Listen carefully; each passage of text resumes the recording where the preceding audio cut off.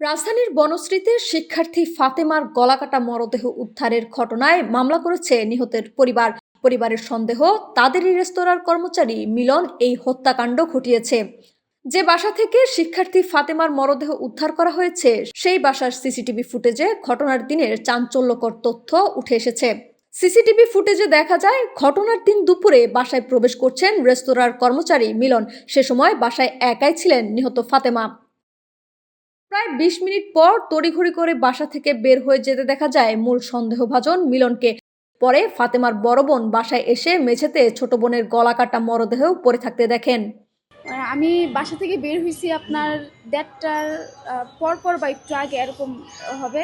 পরে আমিও ছিলাম তখন। তো ও যাওয়ার জন্য আর কি আমি ওয়েট করতেছিলাম, স্টেপটা যাওয়ার জন্য আমি ওয়েট করতেছিলাম।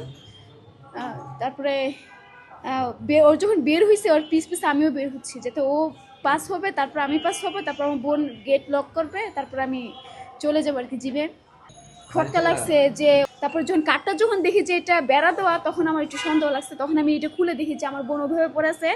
তখন আমি এসে দেখি যে ওর শরীর গরম আছে। পরিবারের অভিযোগ, মিলন প্রায়ই গভীর রাতে বাসায় ভাত খেতে আসতো।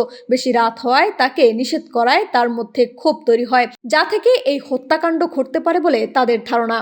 মিলনীয় হবে, কারণ হচ্ছে যে আমার আব্বা মা আমার জায়গা সংক্রান্ত কারণে একটু ঝামেলা হওয়ার কারণে বাড়িতে গিয়েছিল, শুধু আমার বোন আর আমি ছিলাম।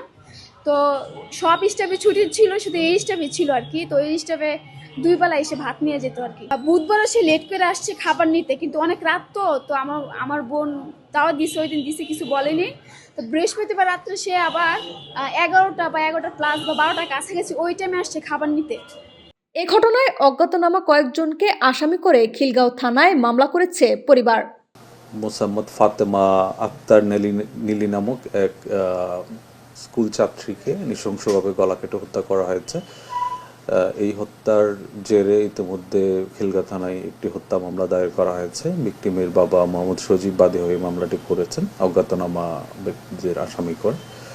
প্রাথমিকভাবে আমরা বেশ কিছু বিষয় নিয়ে কাজ করছি।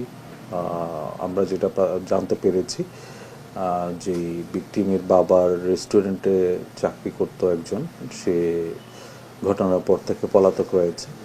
তারা এই বিষয়টা আমাদেরকে জানিয়েছে। এগুলো আমরা ঘটনার সাথে এটার কোনো সংশ্লিষ্টতা আছে কিনা সেটা খতিয়ে দেখছি। এদিকে ঘটনার পর থেকেই পলাতক রয়েছে অভিযুক্ত মিলন। তাকে গ্রেফতারে অভিযান অব্যাহত রয়েছে বলে জানিয়েছে পুলিশ। ডেস্ক রিপোর্ট, বিপ্লবী বার্তা।